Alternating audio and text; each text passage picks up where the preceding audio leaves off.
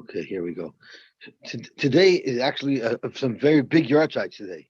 Today is Rabbi Kiva Eger's yard site, and today is Rabbi Chaim Berlin's yard site, and today is the yard site of the Rebbe Marash, the second Lubavitcher Rebbe. I think it's the son of the Balatanya.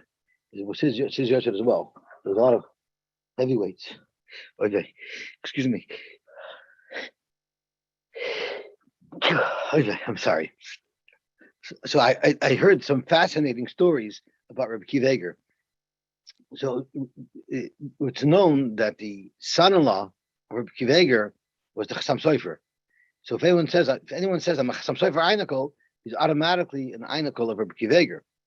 And the Chassam Sofer, he was son-in-law of Rabbi Kiva Eger, but he wasn't a regular son-in-law.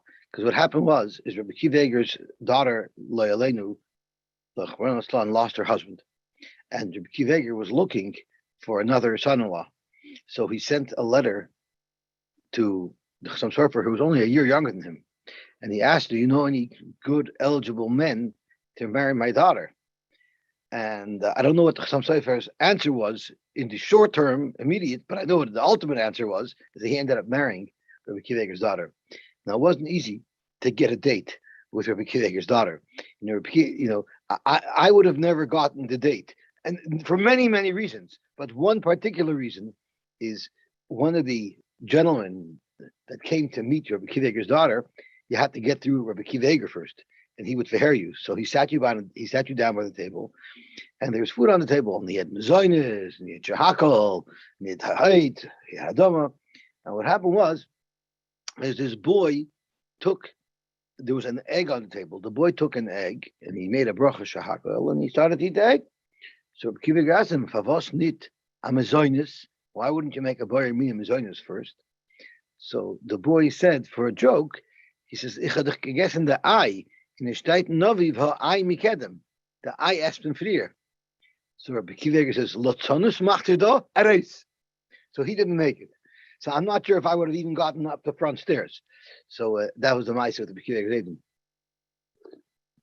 But Rabbi Kiva Eger was a Meshunadik Onav. He was a Meshunadik Onav, and once upon a time, him and his son-in-law, the Chassam Sofer, were in a horse-drawn wagon being brought into a city, and the whole city came out to greet them.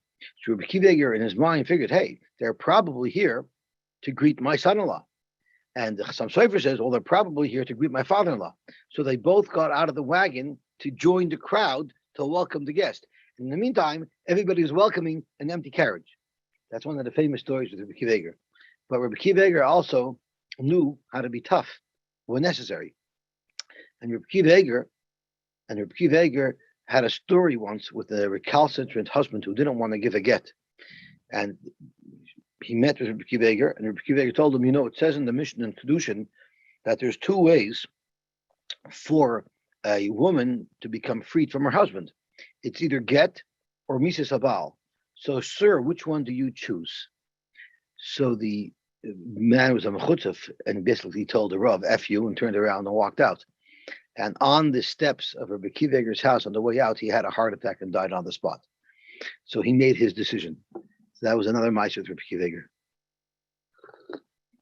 And then there's a very famous Maaseh with Rabbi Kiva Eger who had a guest by his house, and that guest spilled his wine on the Shabbos tablecloth.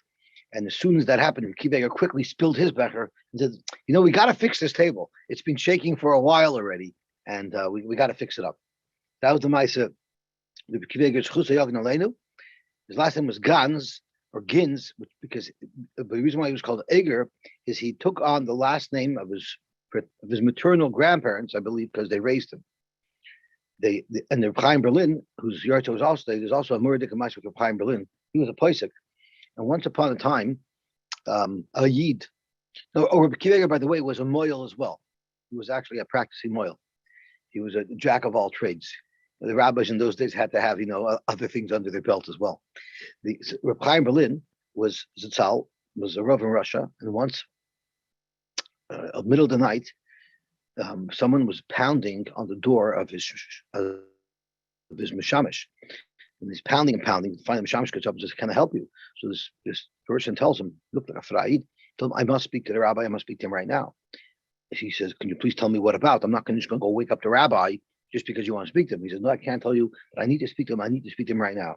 So the shamus, got up, he put on the slippers, and he went to the Reb Chaim Berlin's house. He knocks on the door, and he says, "There's a yid here who insists he must meet you." Of course, Reb Chaim Berlin was up. He was learning. It was like 2 a.m, and he takes this yid in, and the yid starts crying, and he says, "I have a son, and we're making a bris for him tomorrow." He says, "Why are you crying? This is such a wonderful simcha." He says, "Because you can see I'm not sharing Torah mitzvahs, and I sell crosses to the goyim. I provide them with their religious articles, mit yashke, unde yashke, but I sell these products. If they find out that I'm a Jew, in other words, if they see that I bring a moil, this and a rabbi, you know what's going to happen to me? I'm done. I'm cooked. They're going to kill me. So I need to do the bris completely concealed, where no one will know about it. And if anybody starts talking, I'll get into big trouble." So Reb Chaim Berlin, who was a moil as well, said, "You know what? We won't call any moilim. We'll keep this very quiet. I will come myself to the hospital. I'll dress up. I'll identify as a doctor. I'll come to examine the baby, and I will make a bris." A couple of weeks later, this yid comes back to him and says, "You're probably wondering why, if I'm totally not sharing Torah mitzvahs and I'm dealing in these types of things, so why was I so insistent that my child should have a bris? Big deal." He says, "The reason is very simple." He said, "I had a choice in my life. Do I want to be a sharing Torah mitzvahs or not? And I made a decision. I want my child to have the same choice. If I don't give him a bris, that's it. He's automatically going to be a guy. I want my child to have a choice. I want to give him a bris and then let him decide what he wants to do. I want him to have his independence." So Chaim Berlin started crying. He says, "Wow." He says, "There's a Gemara in Bava Basra that's referring to a pasuk in Shir Shirim. I don't know the pasuk inside, but the pasuk says that the Rebbe Shem loves us after we do an aveira, just like he loves us before we do an aveira." And the Gemara of Bava Basra references this pasuk. It says this is relevant to what we learned recently, is that it compares Klal Yisrael to a dove. Why?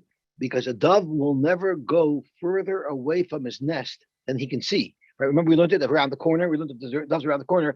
If it can't see its nest, it won't go further. It won't turn the corner. So a dove will never go further away than its nest than it can see. So as I see, that's why Klal Yisrael is nimshala to a dove. Because you don't want to, even though you're not a Shem Torah mitzvahs, and even though you do your Abal Chet, but you don't want to go further away from the nest that you'll be severed from it. You can't see it. And that's why you wanted your child to have a bris, even though you're not a Shem Torah mitzvahs. That's what Chaim Berlin said. So it's Chusam Yogan Aleinu Kol Yisrael. Okay, let's see the head of the Gemara. V'shavan shemashikin es hamayim b'chol yevin. So just to refresh our memories, there was a machlokes between Beis Shammai and Basil. If you're ketoivel a person, kelim you for sure can toivel, but if you have a keli that's tar because it's a kli even, which is not even mekabel toma, and it has in it water that's tame, so you're allowed to be misak in the water through a shaka, but you're not allowed to toivel kelim. So if you have a keli that's tame that's holding water that's tame, you wouldn't be able to do the exact same process, dipping it in water, because in the process you're going to be matahir the keli. Like we learned yesterday, you're dipping it into the mikveh where it's full of water, so everyone knows you're not trying to fill it. Everybody knows you're just trying to toivel it. That won't be allowed.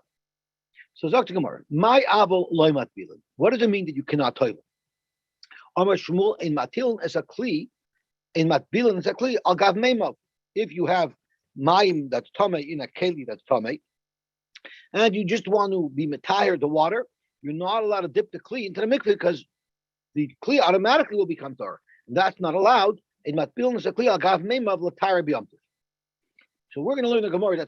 It's complicated, but Rashi made it simple for us because Rashi changed the gears of the Gemara, and the Gemara, as we have it printed, already follows that girsa that Rashi changed it to. So there's a long Rashi here that explains the wrong girsa and why it's wrong and why the right girsa is right. We'll take advantage of Rashi paving the road for us, like the Ananei HaKavod paved the road for us in the Midbar, and we'll just learn it as it's printed, and then it'll make perfect sense. Our Mishnah that splits toiveling the water or making hashak on the water, which is allowed, versus having a keli that's holding that water that's tamei, which is not allowed. Who is this? Who's the author of our Mishnah? Mani Masnishin, loy Rebbe v'loy Rabbanan. It will not be consistent with Rebbe, nor will it be consistent with the Rabbanan. The Tanya. Ein matbilin sakli al gav meimav l'tayroi. You're not allowed to toivel a kli, agav its water, be tired. That's already perfectly consistent with our mission. That's what we just learned. But the next line is the problem. The ain mashikin es hamayim b'chli evan l'tayr. You can't do that either, Divrei Rebbe. So apparently Rebbe won't be consistent with our Mishnah because our Mishnah is very explicit that you are allowed to make hashak. Let's look at the Chachamim. The Chachamim matbilan kli agav meimav l'tayr u'mashikin es hamayim b'chli evan l'tayr. You're allowed to do both. So our Mishnah, which splits it, allows hashaka but does not allow tefillah. It will not be consistent with Rebbe, who disallows both, and it won't be consistent with the Chum, who allows both. Mani, Rebbe kasha ashaka, because Rebbe says ashaka is not allowed, and our Mishnah says it is allowed. Rabban kashat bala, which the Rabban say is allowed, while our Mishnah is not allowed. Zok Gemara, we'll show you how Iba Yisema Rebbe, you can learn our Mishnah is consistent with Rebbe. Iba Yisema Rabban, and it can also be consistent with Rabban. So now let's do the first one. Iba Yisema Rebbe. Let's say that Reisha the B'Raisa b'Yom v'Seifa b'Shabbos. So let's go back to Rebbe in the B'Raisa and let's interpret it based on the Gemara's new approach that Reisha b'Yom v'Seifa b'Shabbos. So I'm going to go back to Tanya. Ein matbiln es akli al gabe meimam v'Tayr. You're not allowed to be matbil akli al gabe meimam v'Tayr on Yom Tov, but you are allowed to do a shaka. So that's perfectly consistent with our Mishnah. If our Mishnah is speaking about Yom Tov, then this is very consistent because which is on Yom Tov, you're not allowed to make tefillah, which our Mishnah says, but with the Medaik, but Hashaka, which is less severe, you are allowed to do. And then the Tyron is talking about Shabbos. And Kol Shekain, if you can't make a shaka, you surely cannot make tefillah. So Rebbe learns that on Shabbos both are aser, and on Yom Tov, Tvila is aser, hashaka is mutter, and if our Mishnah is referring to Yom Tov, it's perfectly consistent with Rebbe. V'chula masnisin b'Yom Tov, and the whole Mishnah will be going by Yom Tov. Or Zok to Gemara, v'ibay say merabanan v'chula masnisin b'Shabbos. So let's have a look at the Rabbanan and read him again with the Gemara's new interpretation. Now, if you're allowed to make tefillah, you're surely allowed to make hashaka, right? And that's referring to on Yom Tov. On Yom Tov, you're allowed to do both. But on Shabbos, you're only allowed to make hashaka, but you cannot make tefillah. So according to the Rabbanan, you also have a case where it splits. On Shabbos, it splits. On Shabbos, hashaka is allowed. Tefillah is not allowed. So if you learn that our Mishnah is speaking about Shabbos, that'll be perfect. That's why your Mishnah said you can make hashaka, but you cannot make tefillah. Very simple. So at the end of the day, the Gemara remains with a shaila. Is our Mishnah going according to Rebbe and it's talking about Yom Tov, but on Shabbos you couldn't even make a shaka? Or is our Mishnah going on Shabbos and it's consistent with Rabbanan, where you could make a shaka but not tefillah? Now, if I go back to the Mishnah, just to make a simple observation, it seems like the Mishnah is speaking about Shabbos because it says Chol Yos Achar Shabbos. If Yom Tov was on a Sunday, what do you do? And it seems to be discussing, and it's talking all about Shabbos. And then it says the Shaman Shamashikin. So I think the pashas will be that it's talking about Shabbos and it will be consistent with their Rabbanan. And that's just the way the Mishnah looks. But the Gemara does say you could also say that at the place of the Shavan in the Mishnah changes gears from Shabbos to Yom Tov. It's not Gemara back to Tan Rabban. Not simple. Kli shenitma me'erev Yom Tov. A keli that became tamei on the erev Yom Tov. Ein matbil noishe ben hashmoshes. You're not allowed to toivel it ben hashmoshes. You're not allowed to toivel it ben hashmoshes. Why? Zokt Rashi. Mipneshu safak laila. It's a safak laila. It might be Yom Tov. V'nitba matal Yom Tov, and you're not allowed to toivel on Yom Tov. Rabbi Shimon Shazuri Aimer. Af b'choil in matbil noishe. Any day, nothing to do with Yom Tov. You're never allowed to toivel a keli during Ben Hashmoshes. Why not? Because it needs harab shemesh. Zokt Rashi, what does it mean? We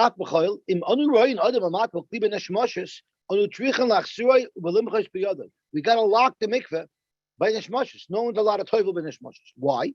It needs to turn harab shemesh. You need harab shemesh. And if this guy's toiveling his keli already so late in the day, at night already, finish Moshes, he must intend to use the keli right away. And he's not going to wait till tomorrow night. Because don't forget, if he's toiveling it now, he can't use it tomorrow because it's already night. He's got to wait for the next night. You got to wait for the next night. He doesn't. It's clear he doesn't realize you need to wait for the next night. Otherwise, why is he rushing to toivel right now? He obviously is planning to use it tonight. And in order to prevent someone from using a keli when he's not allowed to, let's close the mikveh. Don't let him in at all. So that's what the Gemara says. So this is a very difficult Gemara because, like, why can't you just tell him? You put up a sign. If you toivel after this time, can't use it tonight. You don't let him. So it's a very mud and So the Achrayim talk about it, and I believe Rabbi Yosef said that if you have a guy who all his life didn't know that you need to wait till the next night, and you tell him, it's very difficult for people to change a habit that's ingrained in them for such a long time, and it's not good enough. You can't just tell them because they're not going to be able to listen to you. They simply won't be able to change. They've been doing it this way for so long. And so, yeah, this is a terrible, terrible shaila, but it was a shaila that did come up. That was, there was a yid who wanted to come sell his chametz. And the shaila is the Rav allowed to sell his fellow's chametz? Why? Because this fellow sold his chametz, but he also ate chametz on Pesach. And if I sell his chametz, and because he believed that if you sell your chametz, you're allowed to eat it on Pesach. Why would someone have such a crazy idea that if you sell your chametz, you're allowed to eat on Pesach? It's because during the Holocaust, when they were literally starving to death in the camps, his father would sell the chametz, so he shouldn't be over in Balyer Balyamotzei. But Lamaisa on Pesach, where it was life and death, he had to eat it. Whatever they had. They must have had something, maybe in the ghetto. So they actually sold their chametz. They shouldn't be over in Balyer Balyamotzei. But when they had to eat it, they took from the goy's chametz and they ate it because they had to survive. That's such a horrible shaila to have. So this fellow grew up believing that you sell your chametz and then you can eat it.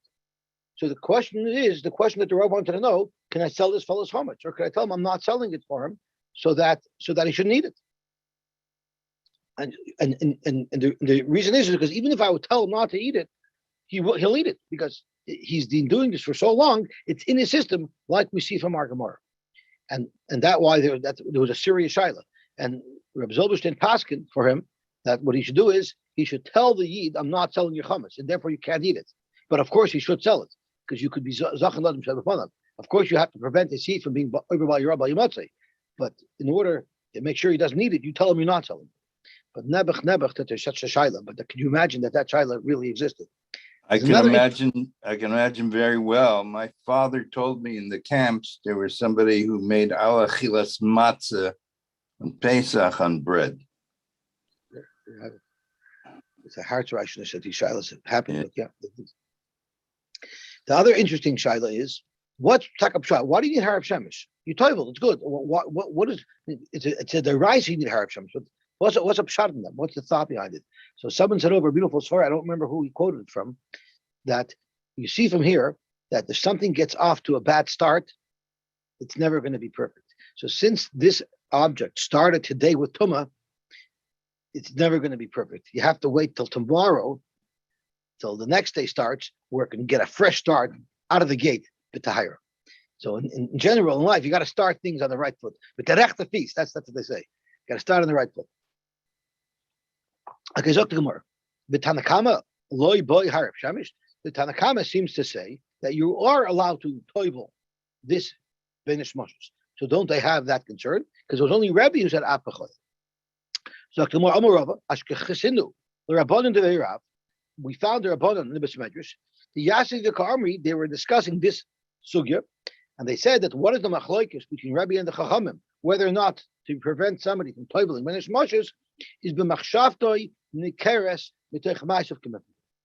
If we don't know for sure what he's thinking, but from the way he's acting, it seems to indicate that he is aware that he has to wait until the sun sets the next day. What happened? You see this fellow late in the afternoon, as Ben Hashmosh is approaching, and he's running to the mikveh. He's running Ben Hashmosh to toivel, like he's got to get in under the wire. Why? What's the rush? Mar Sover, the Tanakama holds, Haide Karod, but also if he's running, it's obviously he knows the halacha.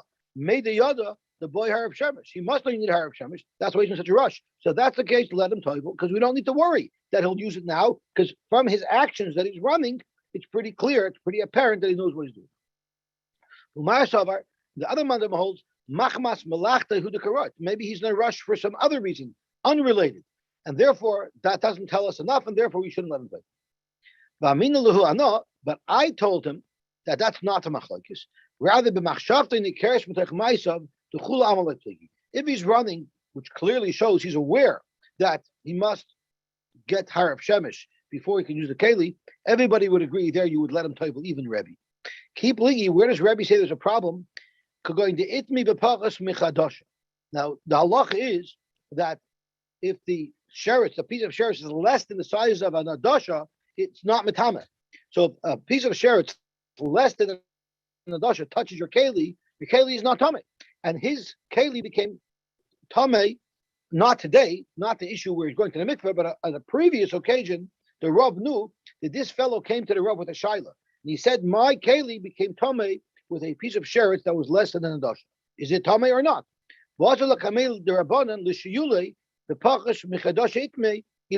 And he came to ask that question.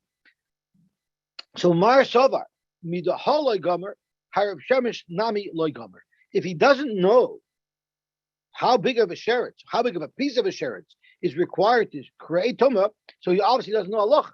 So he probably doesn't know the rule of harav shemesh. And therefore, Rebbe says, since he didn't know that, we're going to make sure we're not going to let him toivel because he might not know about harav shemesh. He didn't know the halacha of sheretz, of how big the sheretz has to be. Harav shemesh gomer, but that doesn't mean he doesn't know the halacha of harav shemesh. And Rashi says more than that. The shir adasha we learned out of a drush, not a portion of the pasuk. So Mamela, he didn't know those fine details. But the halacha that he did harav shemesh is a mafurish pasuk. So just because he didn't know this, he didn't know that. And that's a machlok, is such a person who shows that he shows clearly that he's missing some knowledge regarding Tumah. Is that a person who we can allow him to toivel ben hashmashos because we can assume he does know about harav shemesh, or we should prevent him from doing it? Zok more about it. The Mishnah said two more halachas that I didn't know what they meant, but now the Gemara is going to clarify. It says umatbilin migav legav. Everybody agrees you can toivel from gav to gav. What does that mean?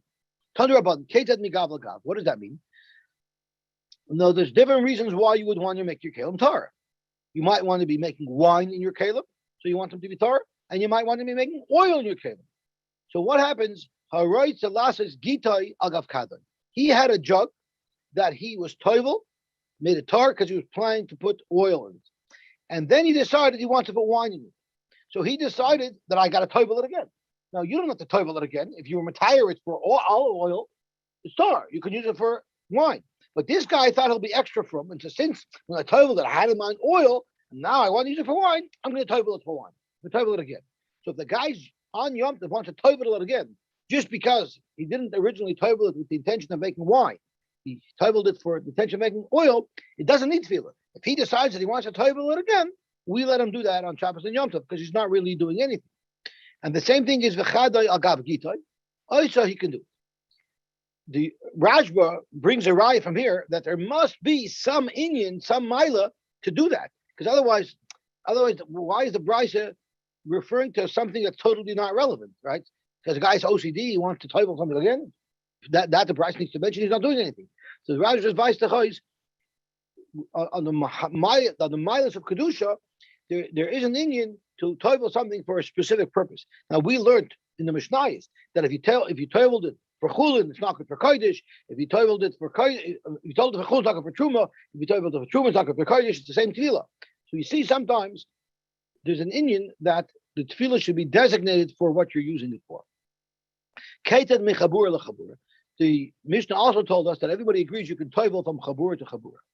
That is, I had a set of dishes that I was going to use to eat my Karban Pesach, and I was planning to join with a group of friends in one chabura. And then he changed his mind that he wanted to use a different chabura. So, and because of that, he said, let me toivel all my kelim again. Because when I toiveled my kelim originally, I had in mind to go with group A. Now I want to go with group B, maybe I should toivel again. So there I was just beyond, because once again, you technically don't need kelim. You don't need to toivel your kelim again. The fact that you toiveled for one chabur definitely would be adequate. Okay, Zok Tehele Gemara, a new sugya. What type of karbanos is one allowed to bring on Yom Tov? Zok Gemara, Beishamai Aimim Mavin Shalomim Vein Tzayim Chanaleim. You're allowed to bring karbanos shalomim. What type of karbanos shalomim is the? It's Rashi so far says generic. Any shlomim because it's called lefi sheyesh behen achilas adam. They're oichel nefesh, and we know oichel nefesh is allowed. You're allowed to shecht. You're allowed to do everything for oichel nefesh. So you're allowed to bring shlomims. We're going to soon see that this shlomim means only the shalmei choiva, not your generic nedava of shlomim. But you're not allowed to do smicha. And Rashi says the reason why you cannot do smicha is because smicha is asur to do on Yom Tov. And Rashi says why? Shasmicha asur mishum shvus. There's an issue rabban to smicha because when you leaned on the animal, you actually leaned fully on it. And that's called being mishtamish b'balachayim, which is not allowed on Shabbos and Yom Tov, but done in reichun al gabi behim. So therefore, Rishami said, skip the smicha. Okay. But you can't bring a carbon oil because that's not oichel nefesh. We still mavin shlomim ve'oilos v'soyim chanalein. You can bring both shlomim and oilos, and you could make smicha as well. Rashi says avaloi oilos ein mavin oilos chutz mitmidin umusafin shein carbon tzibur zman kavua. Aval oilos yachid the oil of a yachid lo yavi you shouldn't bring which ein ba achilas hedjit. There's no achilas hedjit. The hedjit doesn't eat them. Put on the mizbech uksiv yasu lachem v'lo legvoya. You're only allowed to do oichel nefesh lachem, but not legvoya. So therefore, Beishamai holds the prescribed karbanos that are supposed to be brought on those specific days are allowed to be brought on Yom Tov, but your oilus re'iyah, your other oilus, you have to do a different day. Omar Ula, machloikis b'shalma chagiga. The machloikis between Beishamai and Basil, whether or not you can make smicha, because Beishamai holds you're allowed to bring the carbon, is by shalmei chagiga, which is not stam shlomim, it's the shlomim that is a chiyuv to bring on Yom Tov. Lisma. And the oilus re'iyah likar. And the machlekes is also an oilus re'iyah, which is a special mitzvah to bring a carbon oila when you come to the oila regal. The mitzvah to bring it on Yom Tov. So Beishamai holds you're not allowed to bring it on Yom Tov, you have to bring it on Chalamoid. And Beis Hillel holds you're allowed to bring it. The Beishamai Safri, it says v'chagoysa moisoi chag lashem. And we darshan chagiga in oilus re'iyah. Dafka the chagiga. Chag lashem is dafka the chagiga, which you can eat, not the oila. You'll have to bring that later. You'll have to bring the oilus later. Okay? However, and Basilasari, Lashem, Kol de Lashem. Anything that you have to bring because there's a specific tzivui to bring today, that you're allowed to bring, even if you're not going to eat it. Even if you're not going to eat it. Okay? But what if you have piled up Nadarim and Davish that you made throughout the year, and now that you're coming to be oil regal anyway, you want to bring those Nadarim and Davish, Divrei HaKoil ain't craving beyond. Everybody else you can't bring them on Yom Tov. So you got to come a couple of days early to the makar of them, or stay late, or you'll have to make a special trip up to Yerushalayim to bring them, but you cannot bring them on Yom Tov. V'chein Amar of Adabar Ava, Nadarim and Davish ain't craving beyond. Both Beis Shammai and Beis Hillel agree that your general personal Nadarim and Davish may not be brought on Yom Tov, period. I'm going to show you, in fact, that they could be brought on Yom Tov. Because Amar Abshim ben Elazar, Loi nechlagu Beis Shammai Beis Hillel al oila she'eino shel Yom Tov she'eino kreva b'Yom Tov. Everybody agrees, even Beis Hillel agrees, that a standard oila, a nonos nedava, you cannot bring on Yom Tov because it's not related to Yom Tov. A and B is you can't eat it. So it has two chesronis, and that's what Rashi speaks out to Ferish. It has two chesronis. Rashi says she'eino shel Yom Tov. And chain the kreva, the isbetitle yisur has two problems. Ein b'achilas adam, and the oil may not be eaten, and ve'efshel lachazman, and it's not a Yom Tov tickle carbon. It can be brought after Yom Tov. V'al shalomim shehein shel Yom Tov, and the shalmei chagiga, which is a specific carbon that you have to bring on Yom Tov. Shekraven the Yom Tov, you can bring it on Yom Tov because that's title with tevusa. Sai it has its man, it has to be brought on Yom Tov, and sai it's oichel nefesh. So alman nechal. So the machlokes b'shamim zil is in the mushi middle. Al oila she shel Yom Tov, either an oila that shel Yom Tov. So it has one mile and one chesaron. It has a mile that it's a Yom Tov tickle carbon. It's supposed to be brought on Yom Tov, but it's not oichel nefesh. Or Yom Tov, or a regular shalom nedava. It has the mile that it's oichel nefesh, but it doesn't have the mile that it's a Yom Tov tickle carbon. So these in the middle, Shebei Shammai Yomim Lo Yavi, Ubeis Hillel Yomim Yavi. So you see clearly from this Beitzah of Reb Shimon ben Elazar that according to Beis Hillel, you are allowed to bring a generic shlomim on Yom Tov. Yet, Ula said very, very clearly that according to Beis Hillel, you're not allowed to bring a standard shlomim on Yom Tov. So it's a kash on Ula from this Beitzah of Reb Shimon ben Elazar. But Ula says you cannot bring, according to Beis Hillel, you cannot bring a generic shlomim on Yom Tov. And Reb Shimon ben Elazar seems to be very clear that you could bring a generic shlomim on Yom Tov. So tomorrow, let's say as follows. Amar Reb Shimon ben Elazar, lo nechleku Beis Shammai Beis Hillel al oila u'shalomim she'einim shal Yom Tov she'ein craven b'Yom Tov. Beis Shammai and Beis Hillel both agree that the oila and the shalom that are not on Yom Tov you cannot bring on Yom Tov. V'al shalomim she'ein shal Yom Tov, and they all agree that a shalomim of Yom Tov shall craven b'Yom Tov. Al man nechleku, where do they argue? Al oila, only the oila she shall Yom Tov. So Beis Shammai lo yavi, you shouldn't bring it on Yom Tov. You should bring it chalamoid. So that was the first way we for the Mishnah is we literally chopped it up and changed it. We had a Beitzah from Shimon ben Elazar, and we don't like it because it doesn't understand with Ula, so we changed it all around. That's taking a liberty that who said you're allowed to take. Rabbi Yosy Amar Tanai Shakus Me'alma. What, you just eliminating a Tana? The Beitzah says what it says. You can't just say I don't like it, so I'm changing it and I'm eliminating a Mishnah, a Tana's opinion. His name might as well have been David. That's right. I was thinking the same thing. David left because he davens at 7:30, so he misses. Finally, when the Gemara says what he likes, he missed it. Zok the Gemara Tanai. So in fact, it's a machlokes Tanaim. So don't change it. Rather, the way you forever Ula is that Reb Shimon ben Elazar's version of the Mishnah was this, but in fact, Ula has strong support from another Tana who explains the Mishnah his way. That even Beis Hillel holds you can't bring a regular shlomim of Nedava on Yom Tov. The Tanya we learned shlomim haboy machmas Yom Tov. B'Yom Tov, shlomim that is like a shalom chagiga. It comes as part of the Yom Tov, and you brought it on Yom Tov because everybody holds Beis Shammai. Beis Hillel holds you do bring it on Yom Tov. So Beis Shammai is Shammai chalei erev Yom Tov. Where do you do the smicha? You do the smicha erev Yom Tov because you're not allowed to make smicha on Yom Tov. But v'shayich them Yom Tov and you shech them on Yom Tov. With Hilaimim, Soimach Aleim b'Yom Tov, v'shaychtem b'Yom Tov. You actually do smicha on Yom Tov and you shechtem on Yom Tov, like it says in our Mishnah. Aval, however, Nidarim and Nidavais, Divra Koil Ein Craven b'Yom Tov. Nidarim and Nidavais, even Shlomims, you don't bring on Yom Tov. So this supports Ula, because this has a regular Shlomim, you don't bring on Yom Tov. So why change around the Beitzah of Shimon ben Elazar? Say there's a difference of opinion. What is the machlokes Beis Shammai and Beis Hillel? And Ula is quoting, according to one Beitzah, that Beis Hillel is moida that the shlomim of a regular nedava that's not directly linked to the Yom Tov may not be brought on Yom Tov. Zokt the Gemara, and you know what? There's another set of Tanaim that also we're going to argue in the same halacha whether or not you can bring a generic shlomim on Yom Tov.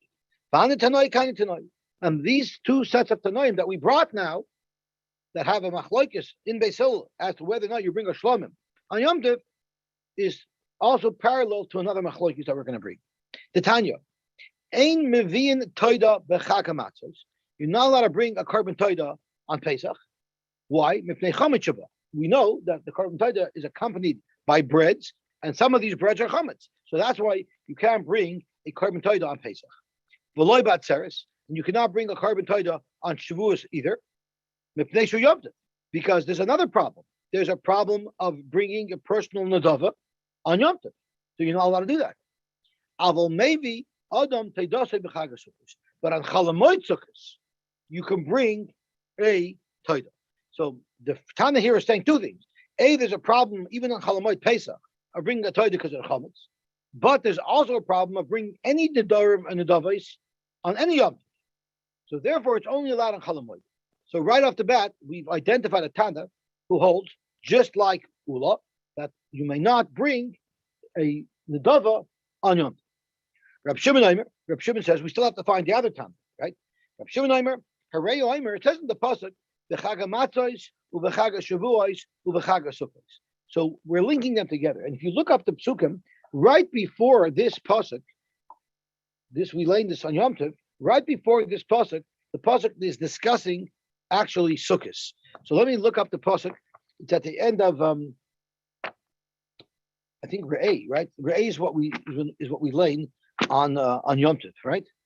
We call Bechar and Aser to Aser is in Re'eh, so it's over here. So it says as follows: by the mafter all the way to the end of the parsha. That's what we end off. Chag HaSukkos is Tasal Chashivas Yomim, which is the Yom Tov that we're about to celebrate.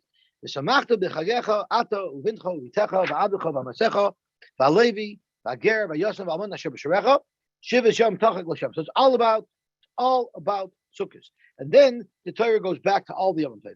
Shalosh Pam Bashana Yereka Zochachas Pnei Hashem Lakecha L'Mokam HaShiyivchar V'Chag HaMatos V'Chag HaShavuos V'Chag HaSukkos. Really, the V'Chag HaSukkos is extra. It's redundant because if it says Shalosh B'Shalom B'Shana and we're just discussing Sukkos, all that says V'Chag HaMatos V'Chag HaShavuos in addition to the Chag HaSukkos that we're already discussing. So that's what we're going to be darshaning over here. So it says over here in the pasuk as follows.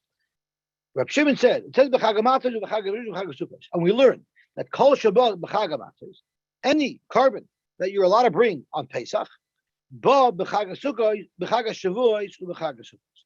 Those Karbanos you're allowed to bring on Shavuos and on Sukkos. But B'Chol Shaloi Ba B'Chag HaMatzos. But since you cannot bring a carbon toida on Pesach, Ein Lei Ba B'Chag HaShavuos or B'Chag HaSukkos, you can't bring it on Sukkos either.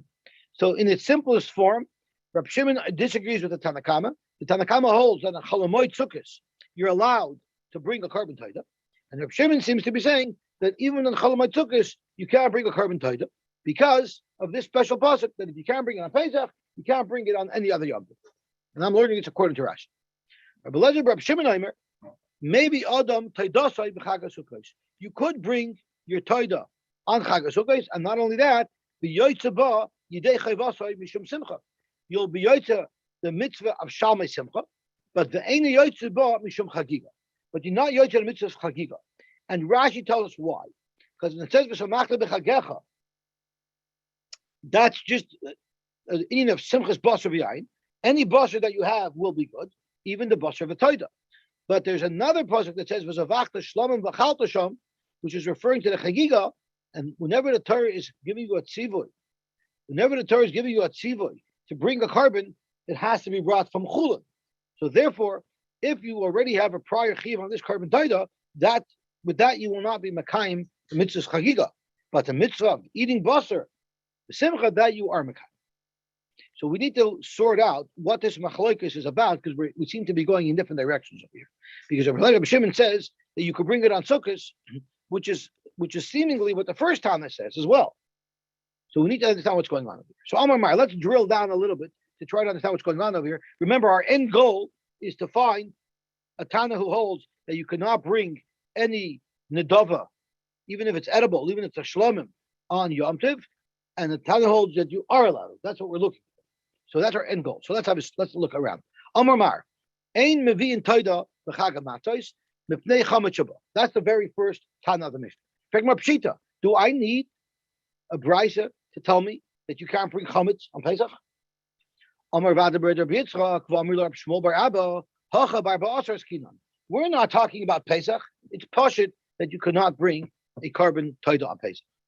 Here the chiddush is that you can't bring it on Erev Pesach in the morning before there's man beer. Why is that? Why can't you? Right now I can bring the carbon, everything's good. Because the kasaver ein mevin kachim leveis apsul. You're never allowed to bring kachim if you will not be able to eat from that carbon until the carbon expires with its expiry date. So a taida is nachelos liyom v'layla. It's eaten the day that it was brought plus the night after. Here you're going to have to stop eating the breads of the taida already by chatzos. So you're being makriv the taida in such a way where it's limiting the amount of time that you're allowed to eat it, and you're limiting it less than what the normal time to eat it is, that you're not allowed to bring a carbon under such circumstances. So the Tanna Kama is speaking about Erev Pesach. You cannot bring a carbon taida on Erev Pesach. V'loy batzeres, and the reason why you can't bring it on Shavuos is Shu Yom Tov. You can't bring it on any Yom Tov because you're not allowed to bring a nedava on Yom Tov. Kasavar and nedar nedavos ain't craving by Yom Tov, which is parallel to Ula's psak. Aval maybe Adam taidasa b'Chag HaSukkos, but you could bring a carbon taida on Chag HaSukkos. When? Amos when? Ileva b'Yom Tov atzmai v'ha'amrit v'loy batzeres b'Shu Yom Tov. So it can't mean that you're bringing it on the Yom Tov of Sukkos, the first day, So the first Tana tells us a very simple halacha, two halachas. A, you cannot bring a carbon to Erev Pesach, which is not relevant to our discussion. B is that you cannot bring any nedarim and nedavos on Yom Tov itself, only on Chalamoid, which is consistent once again with Ula. Now let's look at the second Tana in the Mishnah. The second Tana in the Mishnah was Reb Shimon. Reb Shimon Omer, Hareyu Omer b'chaga matos, u'b'chaga shavuos, u'b'chaga sugos, kol shabo b'chaga matos, ba b'chaga shavuos, u'b'chaga sugos, v'chol shaloi ba b'chaga matos, eine ba b'chaga shavuos, u'b'chaga sugos. You can't bring it. So, Frank the Gemara, I don't understand. No, Reb Shimon must be trying to say that it's even going to be Yosy Chalamoid. What is Reb Shimon arguing over here? He's got to be saying that you're not allowed to bring a Chalamoid. The Tanakama already says on Yom Tov you can't bring any Karbanos. Reb Shimon it seems to be extending that issue. So if he's extending that issue, he's extending the Chalamoid, which means you cannot bring the Dorim and the Davos of Chalamoid. Frank the Gemara, it doesn't make sense to say that Reb Shimon would hold, that anybody would hold, that you cannot bring the Dorim and the Davos of Chalamoid. You're actually allowed to go chop wood on Chalamoid. Rashi says Salusim Misaltinan is immediately to the left, right over here. You're allowed to chop down wood on Chalamoid. The tiny b'moed cotton, koitis and eitzim, minam achuber b'moed l'tzarech hamoed. So if you're allowed to chop down wood on Chalamoid, nedarim and nedavos b'boy, so surely you should be allowed to bring karbanos. Nedarim and nedavos on Chalamoid. So you cannot say that Reb Shimon's arguing about when you're allowed to bring a carbon. He must also agree that you're not allowed to bring a carbon during the Yom Tov, but you are allowed to bring it during Chalamoid. So I was like, what is he talking about? Everybody agrees on Chalamoid, you're allowed to be makriv the carbon. So what is the machlokes over here? Nothing to do with when you're allowed to bring a carbon. It's a whole different shaila. There's a rule that if someone makes a carbon, he makes a neder to bring a carbon, he has a time limit with which to bring the carbon. And he normally has 3 Yom Tovim. If 3 Yom Tovim pass and he wasn't Makayim his nether, he's over on Bal Ta'achar. But how you count those 3 Yom Tovim is the subject of a machlokes. Tanakama over Shalosh Regolim Amar Achmana Afilu Shalok Yisidra. So if you made your nether right before Shavuos, so Shavuos is Yom Tov number 1, Sukkot is Yom Tov number 2, and Pesach is Yom Tov number 3. If you made your nether before Pesach, then Pesach is 1, Shavuos is 2, Sukkot is 3. And if you made it before Sukkot, then Sukkot is 1, Pesach is 2, and Shavuos is 3. That's what the Tanakama holds. Rabbi Shimon Savar, Kisidran in, Shaloi Kisidran Loi. Yom Tov number 1 is always Pesach. And that's what it says in the pasuk, and that's what he meant when he says, it says in the pasuk, B'chaga matos, B'chaga shavuos, B'chaga sugos, Dr. Shimon Hareyu Aimer B'chaga matos, B'chaga shavuos, B'chaga sugos, Kol Shabbat B'chaga matos, B'chaga shavuos, B'chaga sugos. When do you have a Bal Ta'achar? That's only if you made your original neder before Pesach, and if you had already made your original neder or nedava before Pesach, and therefore it's Baba Chagamatas, which means when Pesach comes, you're already under the obligation to bring the carbon, then you can also have an opportunity to bring the Chag Shvois, and Chag Sukkos will be your deadline. So what Reb Shimon is saying is that it's always in order, considering intellectual order, which means if you made your neder before Sukkos, then you get Sukkos, Pesach, Shavuos, and Sukkos again. You get much more time because you get to go around the whole cycle because you have to have 3 regalim which start with the Yom Tov of Pesach. And that's what Reb Shimon is talking about. He's not talking at all about when you're allowed to bring the carbon. He's talking about by when you must bring that carbon. But Avada, you don't bring it on Yom Tov. You bring it any time during the week. And the third sheet of this Beitzah, what is he saying? Maybe Adam Teidasai b'Chag Sukkos, you're allowed to bring your Taidah on Chag Sukkos. What does that mean? So Rebbe Lezer is not talking about the Baal Tachar Shaila. He's going back to the original side. Maybe Adam Teidasai b'Chag Sukkos, Amos. When do you bring this Taidah? If you bring it on Chalamoid, Hayin Tanakama. The Tanakama already said that. Both Tanakamas, Sai Reb Shimon and Sai the Tanakama say you could bring it on Chalamoid. So what is Reb Lezer b'Shimon at? Ella, it must be Yom Tov. It must be that Reb Lezer b'Shimon is talking about a different. They're having the machlokes. The Tanakama b'Shimon are having the machlokes about Baal Tachar. And Reb Lezer b'Shimon is coming to attack a different angle, and he's saying that I happen to allow you to bring the Darim and the Dovas on Yom Tov. The Kosover and the Darim and the Dovas craving beyond Tov. So based on that, now we have a machlokes Tanoim if you're allowed to bring the Darim and Dovas on Yom Tov. The Tanakama holds you not, which is parallel with Kula, and Reb Shimon ben Elazar, Reb Lezer b'Shimon holds you are allowed to, and that's parallel with the Beitzah that the Gemara quoted on Amalana from Rabbi Shimon ben Elazar. It's funny. Rabbi Elazar ben Shimon is the Tana on Hamad Beis, who holds like the Tana over here, Rabbi Shimon ben Elazar, who holds according to Basil, you cannot bring the Durham and the Davis on Yom. So now the Gemara has a different question. Umaish Nachaga Sukkos to Nokat the Nokat. Why did Rabbi Shimon ben Elazar bedafka chapon sukkos? If he's talking about a general halacha that you're allowed to bring Karbanos Sedova on Yom Tov, so why is he dafka addressing Chag HaSukkos? So let's look once again at his halacha.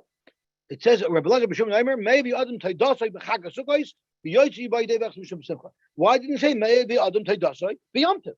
Both of us Chag HaSukkos. So Zok the Gemara. Muash no Chag HaSukkos to Nokat Rabbi Elazar b'Shimon. The Gemara Rabbi Elazar b'Shimon Latamei. Rabbi Elazar b'Shimon happens to have another halacha that he's highlighting in his expression here. The Tanya Rabbi Shimon Aimer. Lo yomer Chag HaSukkos. It should have never said Chag HaSukkos at all when it listed these three Yom Tovim. Sheboya Kosav Medaber. That's exactly what the pasuk was talking about earlier. So when it says Shalosh Regalim, we know already Sukkos is included. It should only itemize Pesach and Shavuos. Lo Menemar, Loimar Shezeh Achrei. To tell you, yes, a halacha l'gabi Baal Ta'acher. And the halacha Baal Ta'acher that Rabbi Elazar b'Shimon is saying is a big chumrah. He's saying that no matter what, you cannot go over a Sukkos. It's not Pesach. It's Sukkos. You're never allowed to pass Sukkos. So if you made a nether between Pesach and Sukkos, you don't have to regalim. You have until Sukkos. Sukkos is always the deadline. And that's what Rabbi Shimon is telling you. If you made a nether, you're never allowed to bypass Sukkos without fulfilling your nether. Rabbi Elazar b'Shimon Aimer, I'm sorry, Lama number says Achron. I apologize. The first time who's not Rabbi Elazar b'Shimon says Sukkos always has to be the last of the three because it's always Pesach that's first. Right? Rabbi Shimon holds that it's always in order. It has to always be in order, which is Pesach, Shavuos, Sukkos. But Rabbi Elazar b'Shimon says Loim Shezagarim. No, Sukkos is the Yom Tov, and you're over Baal Ta'acher when you pass Sukkos, no matter when it occurred. So that's why when Rabbi Shimon talks about the halacha that you're allowed to bring a carbon on Yom Tov, he refers to Sukkos because he's telling you as well that when it comes to Baal Ta'acher, Sukkos is the Yom Tov you cannot bypass without fulfilling your Chiyuv. Beautiful. The Yosy ba mishum simcha, ve'eni Yosy ba mishum chagiga. The Yosy, the mitzvah of simcha, which is the basar that you have to bring, but you're not Yosy, the special mitzvah of chagiga. So before we learn this Gemara, let's go back to the Rashi that elaborates on this in the Bryce itself.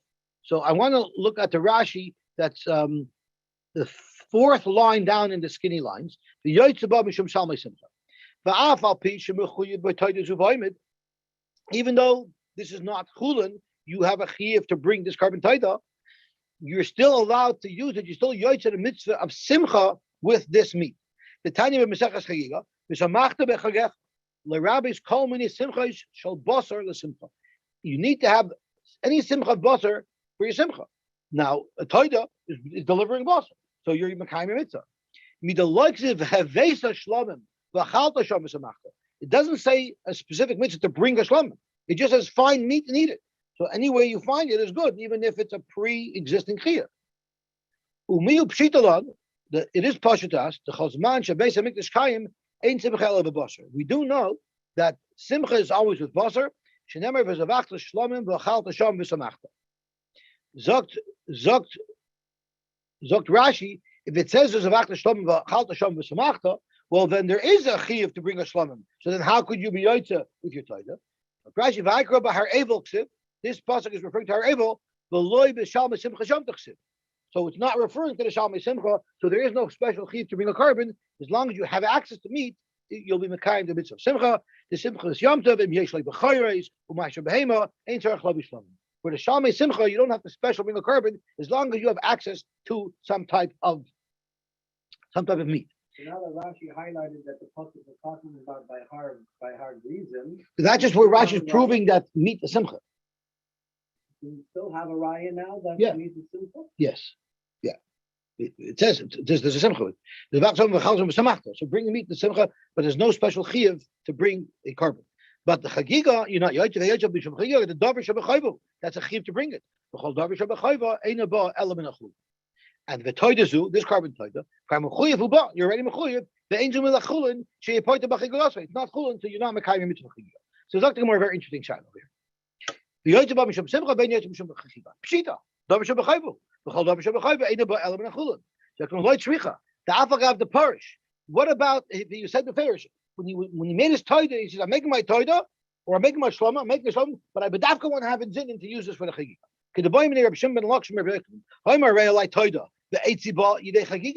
So if I make a t'nai when I'm makish the toida, that it should also be for the chagiga, or I said I rainy nazir, I mean kal almost up the zeros, and I'll have to bring karbanos at the end.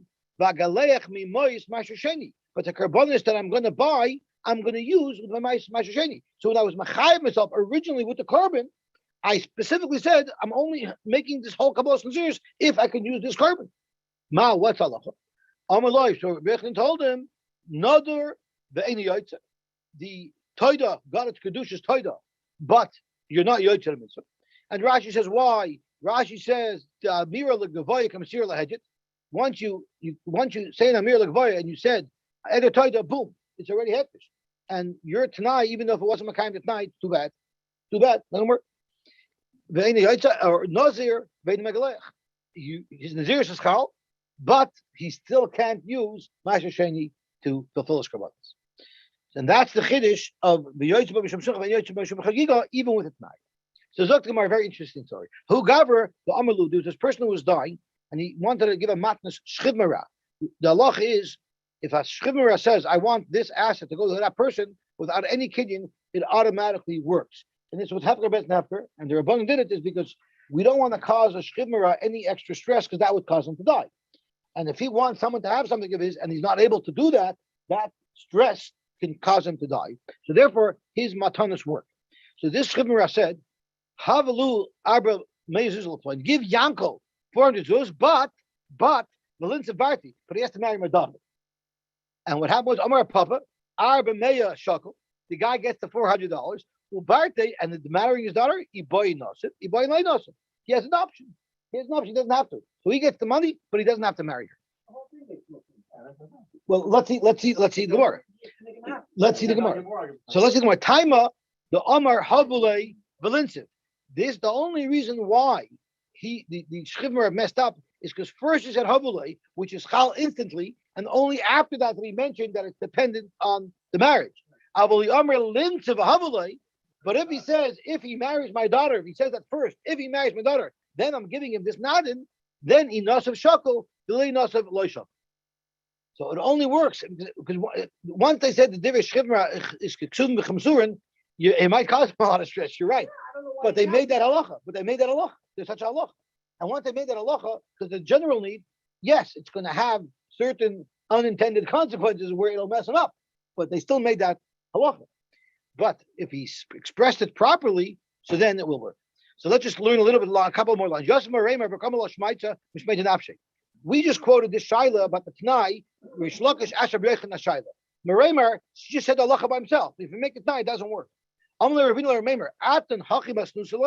You quote it like you're just saying it, but Anan the way we heard it was a question and an answer. Okay, we'll stop here. In the meantime, we'll be here tomorrow. Gewaltig.